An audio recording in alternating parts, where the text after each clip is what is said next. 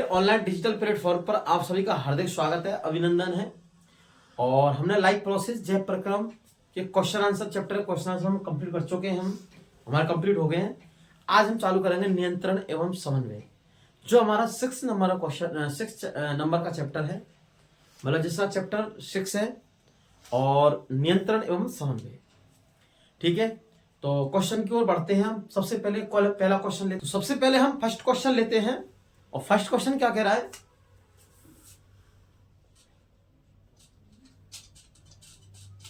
कोशिका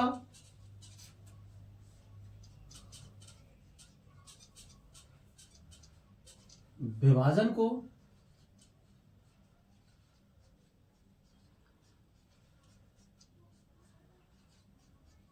कौन सा हार्मोन, कोशिका विभाजन को कौन सा हार्मोन प्रेरित करता है?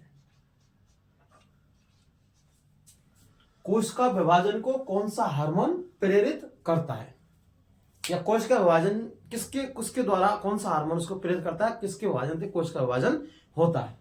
ठीक है, ऑप्शन देखते हैं।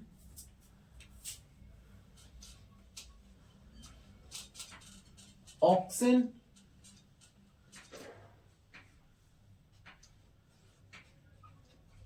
जिब्बेरेलिन, क्या है? ऑक्सिन, जिब्बेरेलिन, साइटोकाइनिन,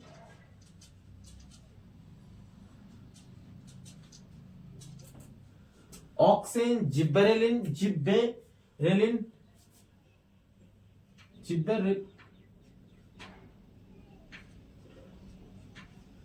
ठीक है, जिब्बेरेलिन और कौन सा है? साइटोकाइनिन। और डी हमारा टेस्टोस्टेरोन,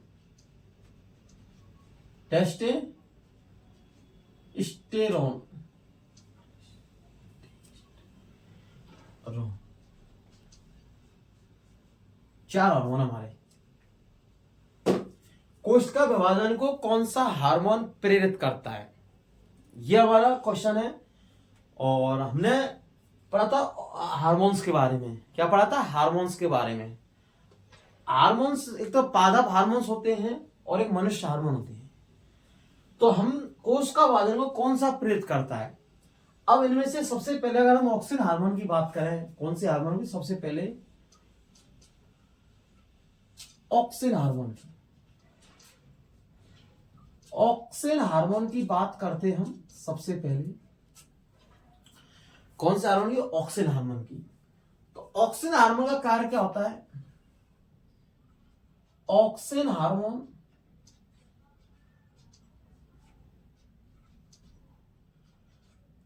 फलों की वृद्धि को बढ़ावा देता है। ऑक्सिन हार्मोन के कार्य की बात करें तो बढ़ावा देता है। ऑक्सिन हार्मोन फलों की वृद्धि को बढ़ावा देता है। कहता है फलों की वृद्धि को बढ़ावा देता है। कौन सा हार्मोन? Auxin hormone. सेकंड बात करें तो सेकंड ऑक्सिन हार्मोन क्या करता है? फलों की वृद्धि को बढ़ाता है और कोशिका की लंबाई को बढ़ाता है।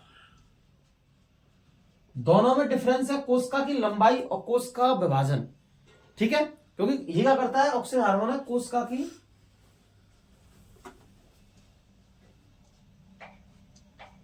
लंबाई को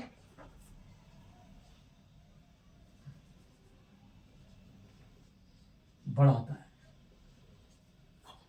ऑक्सिन फलों की वृद्धि को बढ़ावा देता है। क्या? फलों की वृद्धि, जिससे क्या फल अधिक बढ़ सके, वृद्धि कर सके हैं। कोशिका की लंबाई को बढ़ाता है।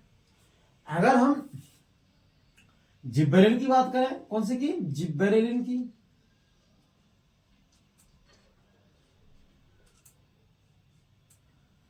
जिब्बेरेलिन जिब्बेरेलिन जिब्बेरेलिन की बात करें, किसी हार्मोन की बात करें? जिब्बेरेलिन। तो जिब्बेरेलिन क्या करता है? तने की लंबाई, फलों की वृद्धि बढ़ाता है। क्या करता है? तने की लंबाई को व फलों को बढ़ाता है।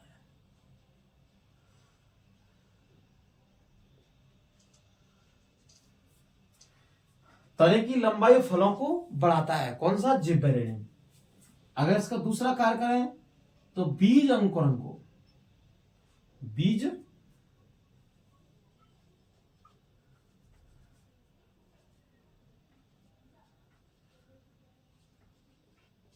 अंकुरण को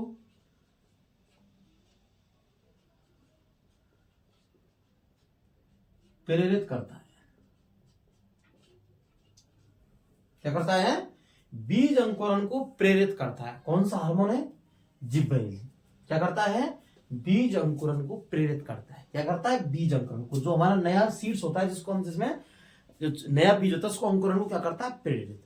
जैसे नए पौधे का निर्माण, तने का आगे जाके शाखा का निर्माण हो सके, नए बीज का निर्माण, तो अंकुरण को प्रेरित कर सके, जर्मिनेशन।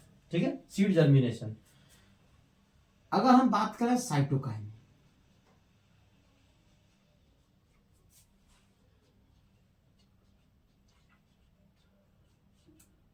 कौन सा हार्मोन है? साइटोकाइन है। यह कोशिका विभाजन को प्रेरित करता है। कोशिका विभाजन को प्रेरित करता है। सेकंड है हमारा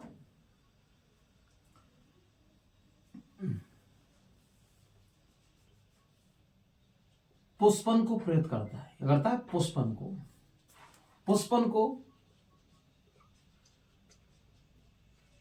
प्रेरित करता है।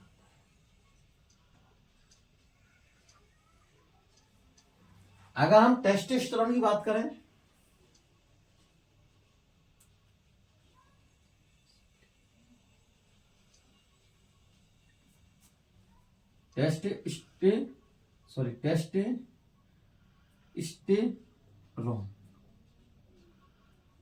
टेस्टोस्टेरोन की बात करें तो यह करता है, एक तो नर लैंगिक हार्मोन है, नर लैंगिक हार्मोन है। दूसरा, वृषण में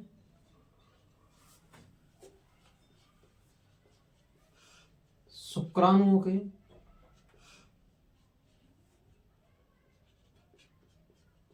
निर्माण को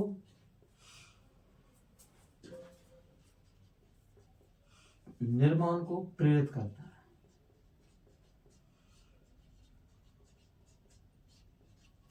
ठीक है, अब देखो हमारा क्वेश्चन क्या कह रहा है? कोशिका विभाजन को कौन सा हार्मोन प्रेरित करता है? क्या करता है? कोशिका विभाजन को। पहला है ऑक्सिन, जिबरेलिन, साइटोकाइनिन, टेस्टोस्टेरोन। सबसे पहले ऑक्सिन हार्मोन के कार्य देखते हैं हम। ऑक्सिन हार्मोन फलों की वृद्धि को बढ़ावा देता है, वह कोशिका की लंबाई को बढ़ाता है, न कोशिका विभाजन को। क्वेश्चन है हमारा, कोशिका विभाजन को प्रेरित करता है। क्या करता है? कोशिका विभाजन को प्रेरित करता है। तो हमारा जिबरेलिन नहीं, क्योंकि ये फलों की वृद्धि को बढ़ाता है और कोशिका की लंबाई को बढ़ाता है, तो ये आंसर हमारा नहीं है। अगर बात करें जिबरेलिन की, तो जिबरेलिन होता है ये तने की लंबाई फलों को बढ़ाता है, वह बीज अंकुरण को बढ़ाता है। क्वेश्चन क्या कह रहा है? कोशिका विभाजन को कौन प्रेरित करता है? तो ये भी हमारा नहीं है। बात करें साइटोकाइनिन की, साइटोकाइनिन क्या होता है? साइटोकाइनिन जो हार्मोन्स होते हैं, यह करता है कोशिका विभाजन को प्रेरित करता है, पुष्पन को प्रेरित करता है। क्या करता है? पुष्प के खिलने को या पुष्पन को, जिससे क्या है? नए पुष्प खिले अधिक से अधिक। जब नए पुष्प खिलेंगे तो परागन क्रिया होगी, नए पुष्प खिलेंगे तो क्या होगा? परागन क्रिया। और जब परागन क्रिया होगी तो नए फल का निर्माण होगा, नए बीज के निर्माण होंगे, तो अधिक उत्पादन होगा। ठीक है, परागन क्रिया अधिक होगी तो पुष्पन को प्रेरित करता है। तो ये हमारा आंसर है, क्योंकि कोशिका विभाजन यही हमसे पूछ रहा है, कोशिका विभाजन और क्यों प्रेरित करता है? तो कोशिका विभाजन कौन सा हार्मोन प्रेरित करता है? साइटोकाइनिन। फिर अगर हम टेस्टोस्टेरोन की बात देखें तो टेस्टोस्टेरोन सबसे पहले तो एक नर लैंगिक हार्मोन है। ये पादप हार्मोन है, ये नर लैंगिक हार्मोन है, तो डिफरेंशिएशन तो हो गया इसमें, ठीक है। दूसरा टेस्टोस्टेरोन लैंगिक हार्मोन है। कैसा है लैंगिक हार्मोन? जो लैंगिक जननांग के लिए उत्तरदायी होता है, किशोर अवस्था के लिए उत्तरदायी होता है, जैसे दाढ़ी मूंछ आना, आवाज का भारी होना पुरुषों में, ठीक है। वृषण में शुक्राणु के निर्माण को प्रेरित करता है। वृषण में क्या होता है? टेस्टिस में जो स्पर्म है उनके निर्माण को क्या निर्माण को प्रेरित करता है। कौन? शुक्राणु, वो टेस्टोस्टेरोन हार्मोन है। तो ये भी हमारा नहीं हो सकता है, इसलिए हमारा आंसर क्या होगा? सी। क्या होगा? सी, ठीक है। तो फर्स्ट क्वेश्चन हमारा हो चुका है, ये क्वेश्चन फर्स्ट। तो आंसर क्या होगा इसमें? सी, साइटोकाइन, क्योंकि ये कोशिका विभाजन को प्रेरित करता है।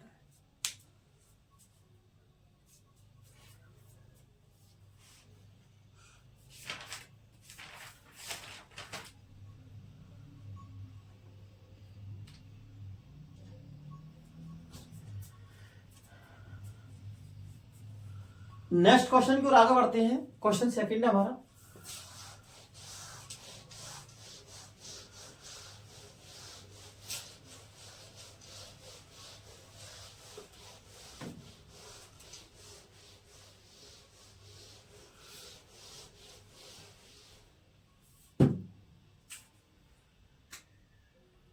क्वेश्चन है हमारा सेकंड,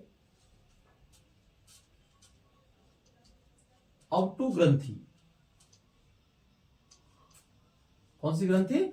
ऑप्टो ग्रंथि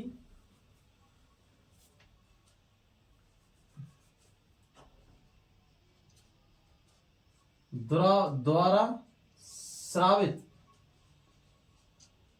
ऑप्टो ग्रंथि द्वारा स्रावित थायरोक्सिन, क्या है? थायरोक्सिन हार्मोन, ऑप्टो ग्रंथि द्वारा स्रावित थायरोक्सिन हार्मोन। कौन सा हार्मोन है? Thyroxine hormone. ऑप्टो ग्रंथि द्वारा स्रावित थायरोक्सिन हार्मोन कैसा हार्मोन है? थायरोक्सिन हार्मोन के लिए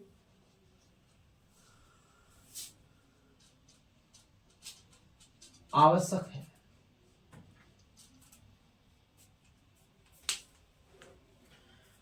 ऑप्टो ग्रंथि द्वारा स्रावित थायरोक्सिन हार्मोन, थायरोक्सिन हार्मोन की आवश्यकता, थायरोक्सिन हार्मोन के लिए आवश्यक, ऐसे देखो, के लिए, थायरोक्सिन हार्मोन के लिए आवश्यक है। कर लिखते हैं हम सोडियम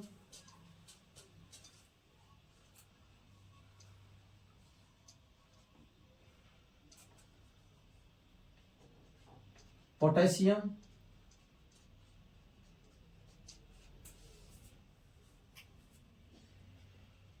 सी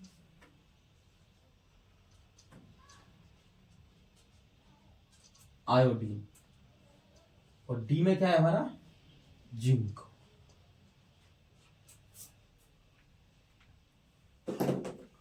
हाँ, क्वेश्चन देखते हैं। सेकंड क्वेश्चन हमारा, ऑप्टो ग्रंथि द्वारा स्रावित हार्मोन, स्रावित थायरोक्सिन हार्मोन के लिए आवश्यक है। क्या है? थायरोक्सिन हार्मोन के लिए आवश्यक है। सबसे पहले जानते हैं हम ऑप्टो ग्रंथि का दूसरा नाम, इसको हम ऑप्टो ग्रंथि या फिर थायराइड ग्रंथि बोलते हैं। इसका दूसरा नाम क्या है? थायराइड ग्रंथि। ऑप्टो ग्रंथि थायराइड ग्रंथि से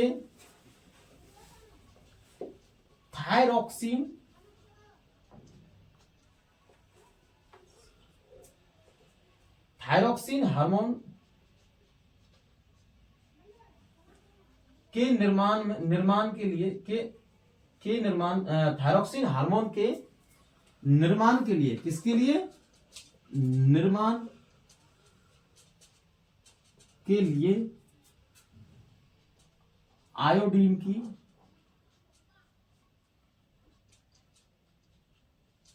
आवश्यकता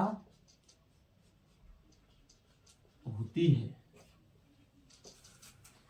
ऑप्टो ग्रंथि थायराइड ग्रंथि से थायरोक्सिन हार्मोन के निर्माण के लिए आयोडीन की आवश्यकता होती है। क्या होती है? आयोडीन की आवश्यकता होती है, क्योंकि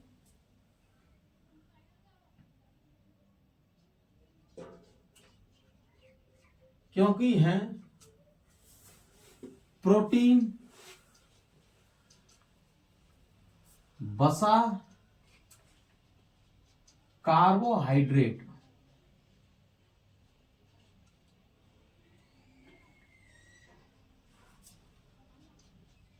आदि के उपापचय को नियंत्रित करती है। क्या करती है? प्रोटीन, वसा, कार्बोहाइड्रेट के उपापचय को क्या करती है? नियंत्रण, जिससे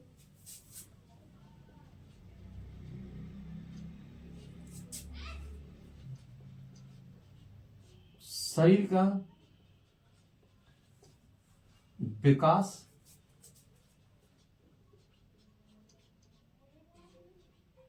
संतुलित रूप से हो सके। संतुलित रूप से क्या? जिससे शरीर का विकास कैसे हो सके? संतुलित रूप से हो सके। क्या हो सके? संतुलित रूप से हो सके।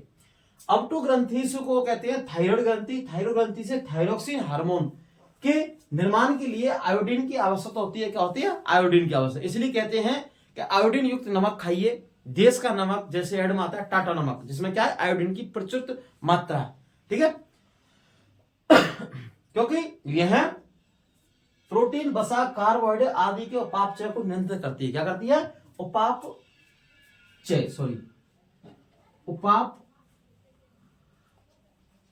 को नियंत्रित करती है। क्या करती है? मेटाबॉलिज्म को क्या करती है? मेटाबॉलिज्म को कंट्रोल करती है। कौन? आयोडीन। किसके के? फैट, कार्बोहाइड्रेट और प्रोटीन को। क्योंकि उपापचय मेटाबॉलिज्म क्या करती है? कंट्रोल, नियंत्रित करती है, जिससे शरीर का संतुलित विकास हो सके। क्या हो सके? शरीर का संतुलित डेवलपमेंट, मतलब कंप्लीट डेवलपमेंट हो सके। क्या हो सके? Complete development. ठीक है, संतुलित विकास हो सके, विकास संतुलित हो सके। इसकी कमी से, किसी कमी से? आयोडीन की कमी से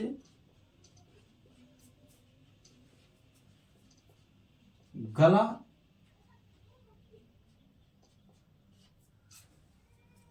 फूला हुआ,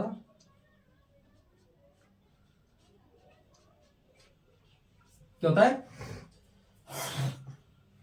इसकी कमी से गला फूला हुआ। कैसा? फूला हुआ होता है, या फूला हुआ, ऐसा लगो गला फूल जाता है, जिसे हम घेंगा रोग, घेंगा या गलगंड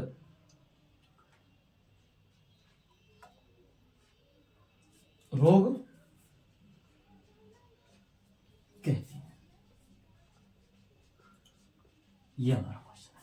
देखो आप स्क्रीन पे देखिए सामने, अवटू ग्रंथि द्वारा स्रावित थायरोक्सिन हार्मोन। क्या है? अवटू ग्रंथि द्वारा स्रावित थायरोक्सिन हार्मोन के लिए आवश्यक है। ये हमारा क्वेश्चन है, के लिए आवश्यक है। तो हमने पढ़ा अवटू ग्रंथि थायरोक्सिन, थायराइड ग्रंथि है। कैसी है? थायराइड ग्रंथि। और थायराइड ग्रंथि हमारे गले के, ये जो गला है इसके दोनों तरफ एच आकृति में लगी रहती है। कैसे? एच आकृति में, ऐसे, इस प्रकार।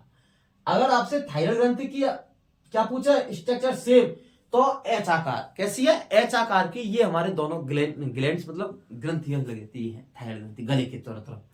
अगर इसमें कमी होती है, थायरोक्सिन हार्मोन का स्रावन नहीं होता है, जिससे क्या होता है? थायरोक्सिन, तो ये गला फूल जाता है, सूजा हो जाता है, और यह गला हमारा फल आ जाता है। इसे कहते हैं घेंगा रोग, या फिर गलगंड रोग, या गोस्टर रोग। क्या बोलते हैं इसको? गोस्टर रोग। तो अवरोध ग्रंथि से थायरोक्सिन हार्मोन के निर्माण के लिए आयोडीन की आवश्यकता होती है। किसकी होती है? आयोडीन की आवश्यकता होती है, क्योंकि यह प्रोटीन, वसा, कार्बोहाइड्रेट आदि के उपापचय को नियंत्रित करती है, जिससे शरीर का विकास संतुलित रूप से हो सके। और आयोडीन कमी से क्या आयोडीन की कमी होगी, क्या होगी अगर हम शरीर में परिपक्व मात्रा में, प्रचुर मात्रा में आयोडीन नहीं लेंगे, क्या आयोडीन युक्त भोजन नहीं करेंगे, तो हमारे शरीर में आयोडीन की कमी आ जाएगी। और आयोडीन की कमी से घेंगा या गलगंड रोग होता है, जिसे हम घेंगा या गलगंड रोग कहते हैं। तो कौन सा है आयोडीन, तो आंसर में क्या होगा हमारे में सी। सी, ना तो सोडियम, ना पोटेशियम, ना जिंक। ठीक है, तो कौन सा है आंसर में सी, क्योंकि आयोडीन की कमी से कौन सा रोग होता है, गलगंड रोग, घेंगा रोग। और कौन सी थायरोक्सिन हार्मोन है, कौन सा थायरोक्सिन, और थायरोक्सिन हार्मोन खासकर में होता है थायराइड ग्रंथि से। थायराइड ग्रंथि से स्रावित होने वाला हार्मोन है थायरोक्सिन, और इसके लिए आयोडीन की आवश्यकता होती है। अगर आयोडीन की कमी होगी तो थायरोक्सिन हार्मोन का स्रावित नहीं होगा, जिससे हमारा गला फूला हुआ हो जाएगा। क्या हो जाएगा, फूला हुआ, उसे हम गोस्टर रोग, घेंगा रोग, गलगंड रोग कहते हैं। ठीक है, क्वेश्चन थर्ड,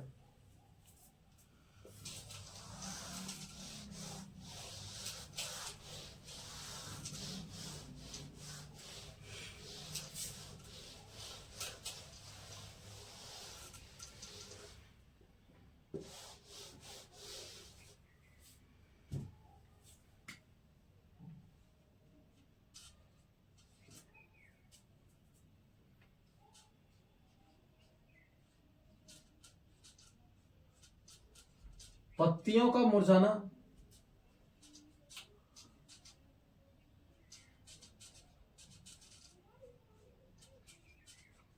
मुरझाना, मुरझाना किसके प्रभाव से होता है,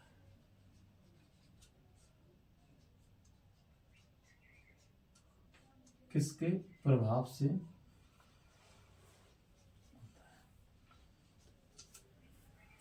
पत्तियों में, पत्तियों का मुरझा जाना, मुरझाना किसके प्रभाव से होता है। क्या कह रहा क्वेश्चन, पत्तियों का मुरझाना, लीव्स का मतलब पत्ती जो मुरझा जाती है, मुरझाना किसके प्रभाव से होता है। एब्सिसिक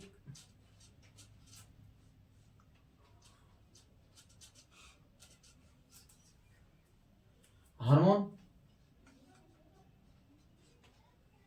जिब्बेरेलिन हार्मोन,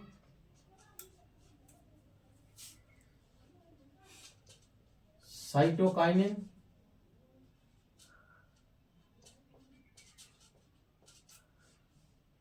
और डी एथिलीन।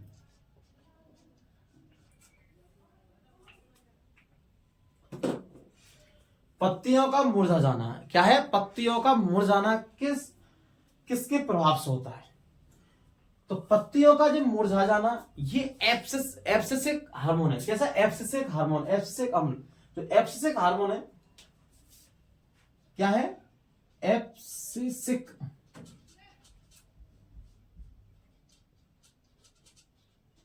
हार्मोन के प्रभाव। क्या जानते हैं, सबसे पहले हम एब्सिसिक हार्मोन के प्रभाव देखते हैं।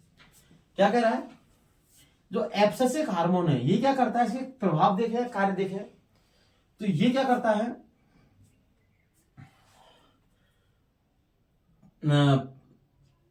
पौधे में जल, पौधे में जलहास को नियंत्रित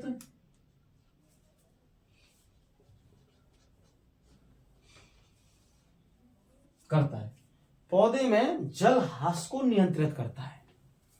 दूसरा,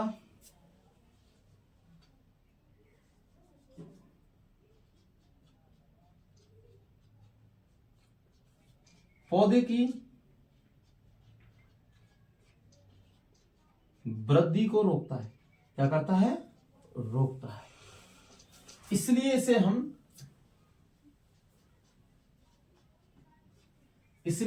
हम वृद्धि रोधक, इसलिए इसे हम वृद्धि रोधक हार्मोन कहते हैं। क्या कहते हैं?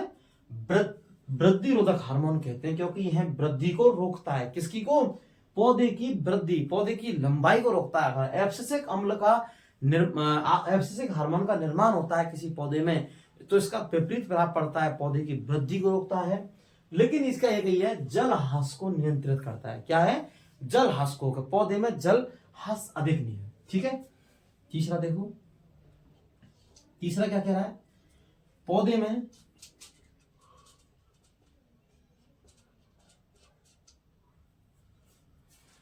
में प्रोटीन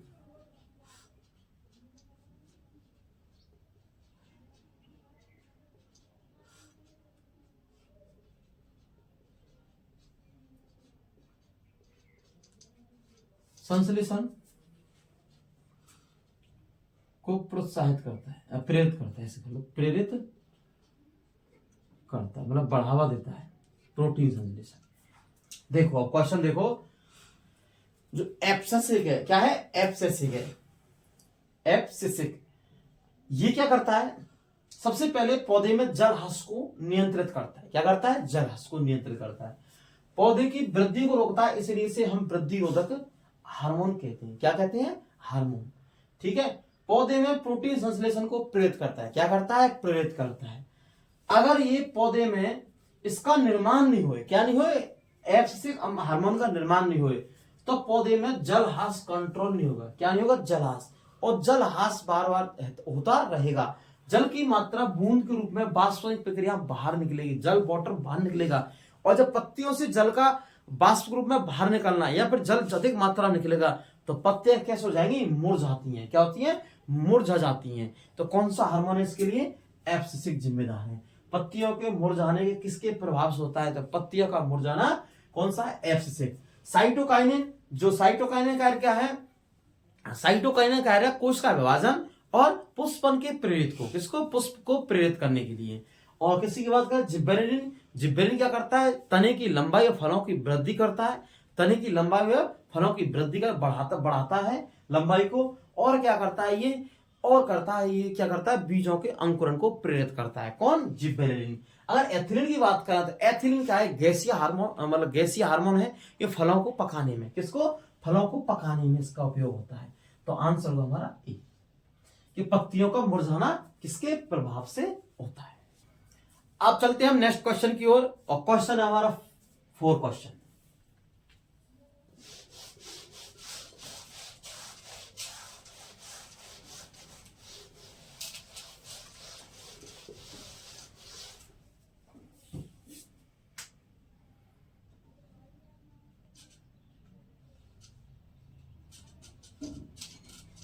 सभी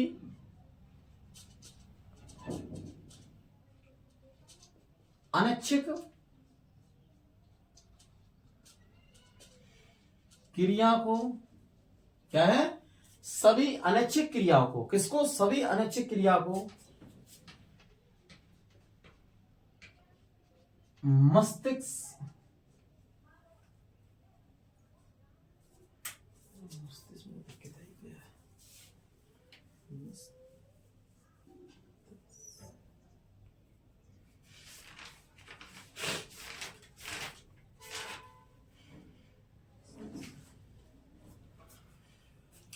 हाँ, सभी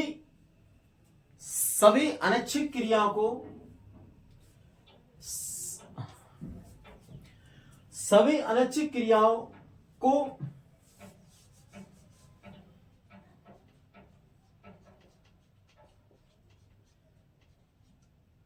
मस्तिष्क का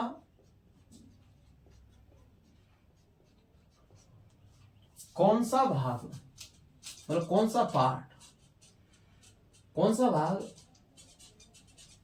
नियंत्रित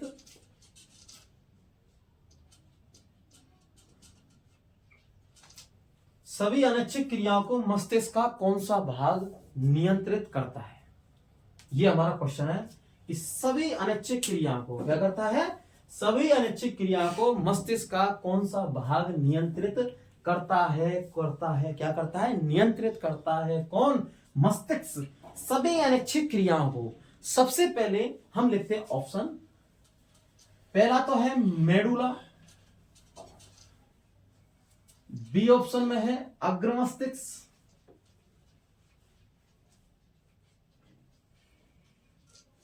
सी ऑप्शन में है पश्चिम मस्तिष्क,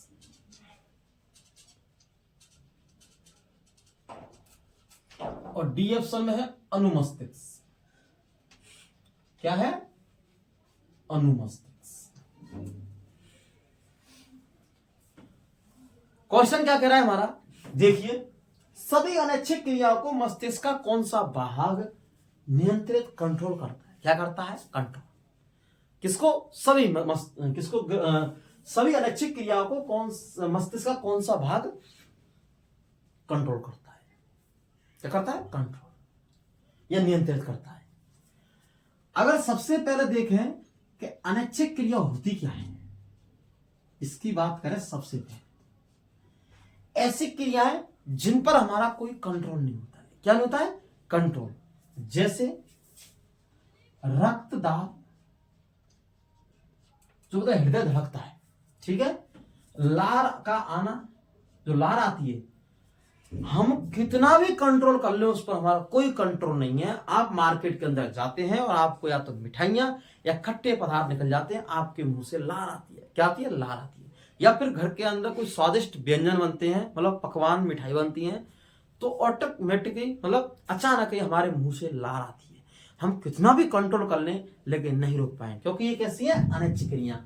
लार का आना। दूसरा बमन का आना। बमन होती है उल्टी, वॉमिट। वॉमिट क्या होता है कि जैसे हमारे शरीर में कोई हमारा आमाशय किसी भोजन को क्या नहीं कर पा रहा है? एब्जॉर्ब, मतलब उसको जो हमारा क्या है, हम जब भोजन करते हैं और भोजन खा जाता है हमारे आमाशय पेट के अंदर, तो उसको पचा नहीं पा रहा है, या उसको ग्रहण नहीं कर पा रहा है, उसको वापस भेज देता है। कौन? आमाशय। तो जो भोजन को हमें वापस भेज देता है, कौन? आमाशय। इसी कहते हैं बमन, उल्टियां। ठीक है। और लार का आना, क्या ना? लार आना। और लार जब आती है मुंह से तो लार का आना। रक्तदाब, क्या? रक्तदाब। तो ये सब क्या है? अनैच्छिक क्रिया। अब देखते हैं अनैच्छिक क्रिया होती क्या है। अनैच्छिक क्रिया, हमारा जो मस्तिष्क है, मस्तिष्क में क्या है? मस्तिष्क में क्या है? मस्तिष्क में, किसमें? मस्तिष्क में एक भाग होता है अनुमस्तिष्क। हाँ, इसको हम पश्चिम मस्तिष्क बोल सकते हैं। क्या बोल सकते हैं? पश्चिम मस्तिष्क, ऐसे बोल सकते हैं, पश्चिम मस्तिष्क। और पश्चिम मस्तिष्क के भाग होते हैं अनुमस्तिष्क, अनुमस्तिष्क, पोन्स,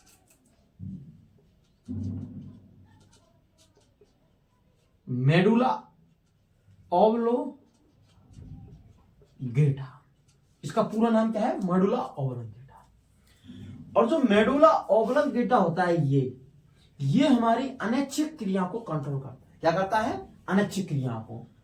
तो अनैच्छिक क्रिया क्या करता है? कंट्रोल।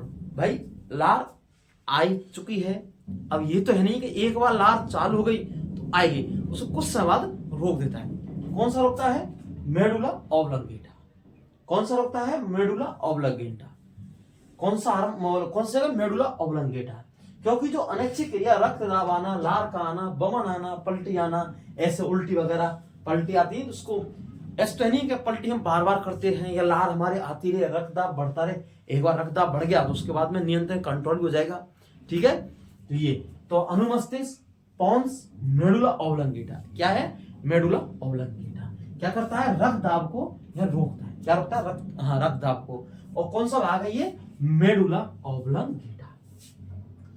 तो हमारा आंसर इसमें होने को तो अनुमस्तिष्क है, लेकिन अनुमस्तिष्क क्या करता है? ऐच्छिक क्रिया को। क्या है? ऐच्छिक क्रिया।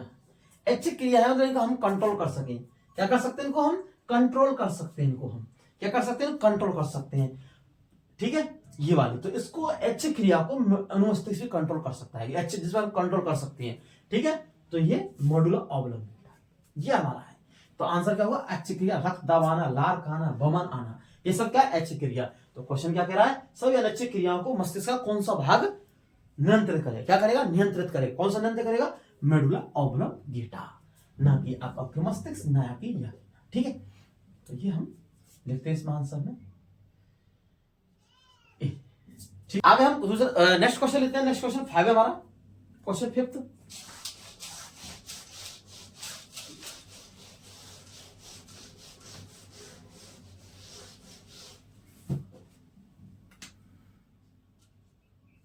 क्वेश्चन 5,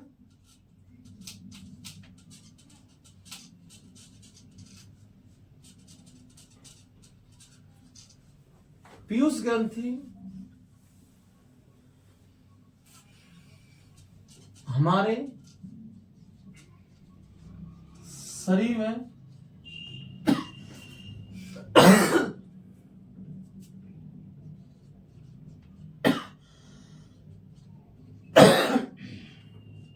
कहां स्थित होती है।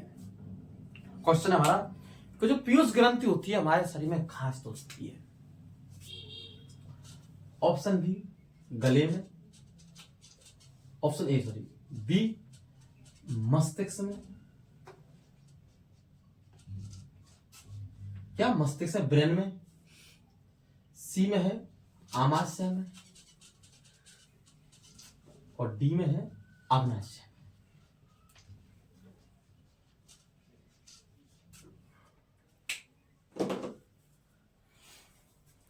सबसे बात करें सबसे पहले कि शरीर की सबसे छोटी ग्रंथि पीयूष ग्रंथि, मटर के दाने की समान ग्रंथि पीयूष ग्रंथि सबसे छोटी ग्रंथि है। सबसे कैसी है, छोटी ग्रंथि।